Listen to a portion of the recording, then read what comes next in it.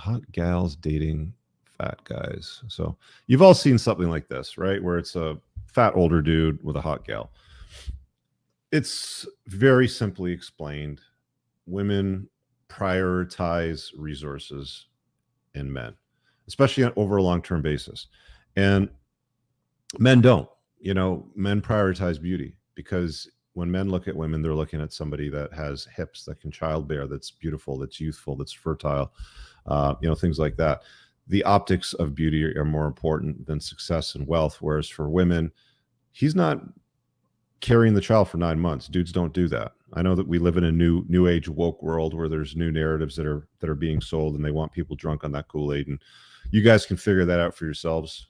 Hopefully you do. Shouldn't have to be explained to you, but men are success objects. They always have been and they always will be, and that's just the way it happens to be. And I don't see that changing anytime soon. So when it comes to hot women dating less than ideal men, or guys that are viewed upon as less than ideal by the average Joe out there, it's because they're loaded. They're the president of Formula One. They're a CEO of something or other. They've got multiple boats and planes and stuff like this. I've actually got a video. I had to watch the edit the other day because my editor sent it over to me with a new thumbnail. So I always watch them through before they get published on the Entrepreneurs and Cars channel. And if you don't know who Sadia Khan is, there's a clip that's going to be inserted into that one. She's this Pakistani lady with an English accent that's been doing the podcast rounds. And there's a clip that she's been made famous for about talking about how rich, wealthy guys get cheated on more than average dudes, which is also interesting. And there's some dynamics that are missing in that. I mean, it's great to make the statement, but to fill in the holes and explain why it happens is what I tend to like doing. And you'll see that come out probably maybe tomorrow or on let's just say Wednesday or Thursday this week, but you'll see it this week for sure, explaining greater detail. So I want to move on to the more disabled sort of stuff. So let me just pull this out of the screen, remove. There's this dynamic which I find interesting, and I first came across it myself personally.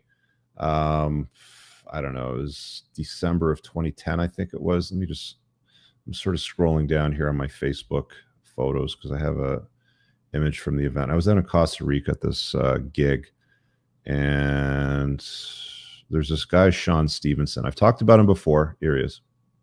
I've talked about him before. Let me share that up on the screen. Stop screen and share.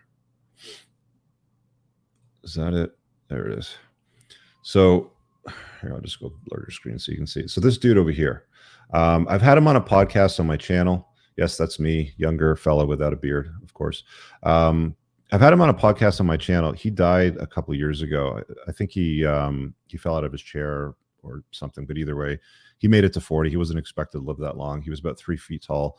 He got lots and lots of media coverage for what he did. He was a clinical psychologist and very well-spoken dude. And there's a picture of his girlfriend here somewhere.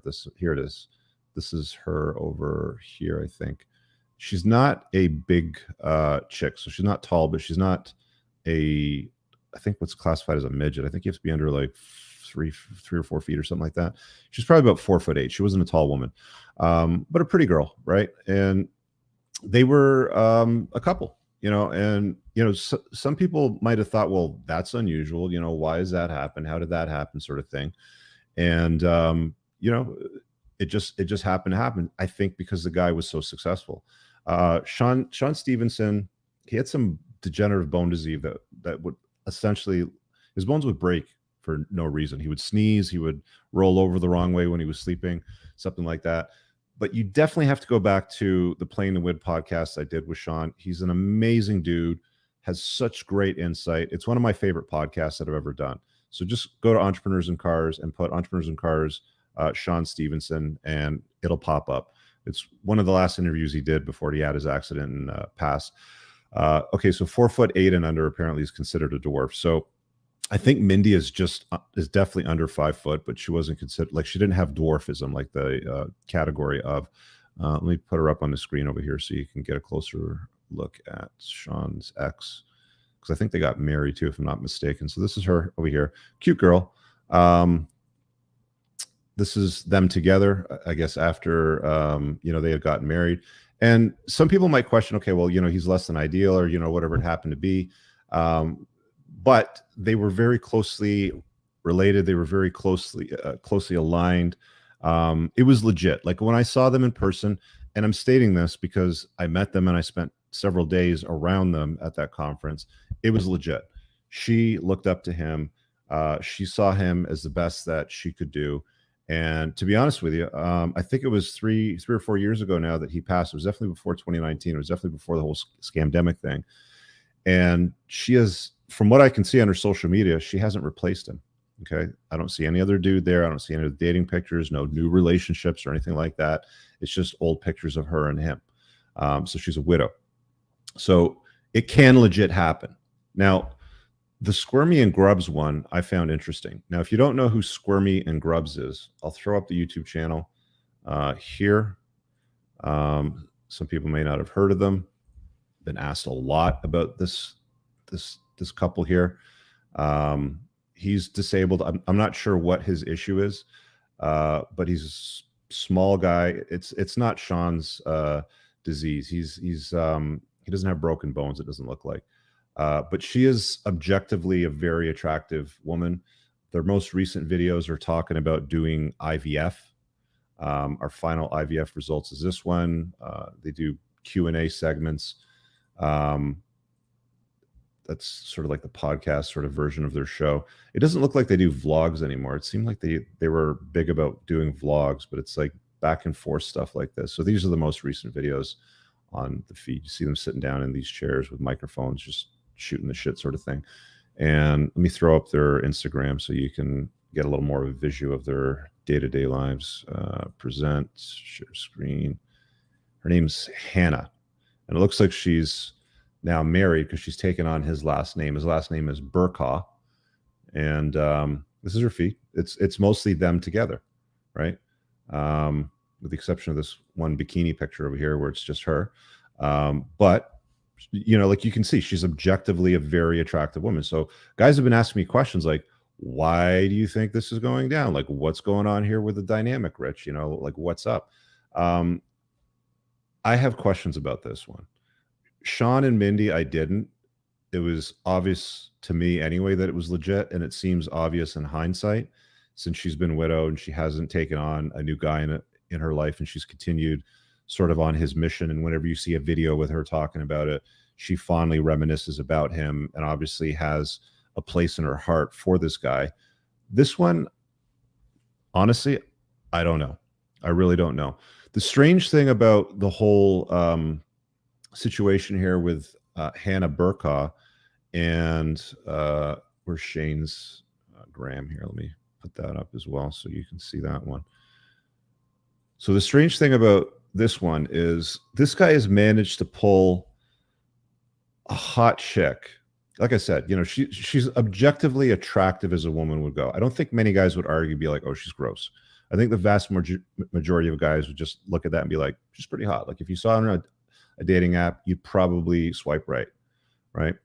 I don't know that guys in a condition like this would get the same reaction from women on a dating app. But this dude over here has managed to pull not one hot women, but 3, from what I could find. Objectively attractive women, all very similar looking. Now, when you start sort of going through, yeah, Moss in the chat, average pressure fit watcher, she's a 4. Yeah, exactly. But when you start going through some of the videos that you find online talking about this couple, they're not really, me too, actually. They're not found out in a positive light. It seems like most of the stuff that you see from other channels on them, it's like exposed, scam, it's all a game. And then they start going through interviews, which is what typically happens on YouTube, because now you have a public life and they can go through all your older videos and stuff. And they're like, oh, he said this about this girlfriend and then this about this girlfriend. And they said that they didn't do it for views or YouTube or the money, but here's a YouTube channel and talk of money prior to this conversation. So some things don't line up. If this is fake, this has got to be one of the biggest scams on YouTube right now, on social media, in that space. if it's fake, because they like if it's fake, they're doing a really good job. Like they've gotten to the point where they've gotten married. They've been making videos for years. They're going through IVF right now. Again, this is the gal over here. She's objectively what you would call very attractive, right? And she's, like this is her job. She pours a glass for herself and she gives it to this guy over here. Awesome. We're on looks like a flight somewhere. They're doing real well together, as far as this Squirmy Grubs project and getting attention and podcasts and views and interviews and all this. Look at all the shit they put on his buggy. And she's okay. Well, that's a little bit interesting. Just watch for it at the end, the last video slide. She's skipping along with her bag and all of this shit's on his buggy. Yeah. Okay. That starts to raise some questions. I mean, look, if you had to place a bet, most guys that would see something like this, they would be like, okay, that's a game.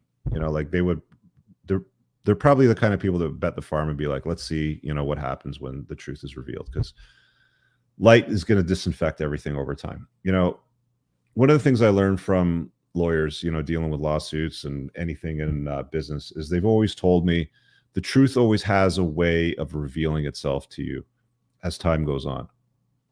If, again, this is a scam and it's a play, it is one of the best ones I've ever seen.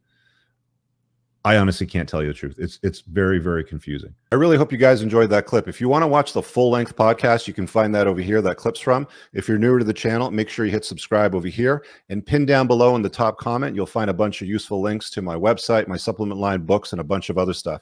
Have an amazing day. Peace out.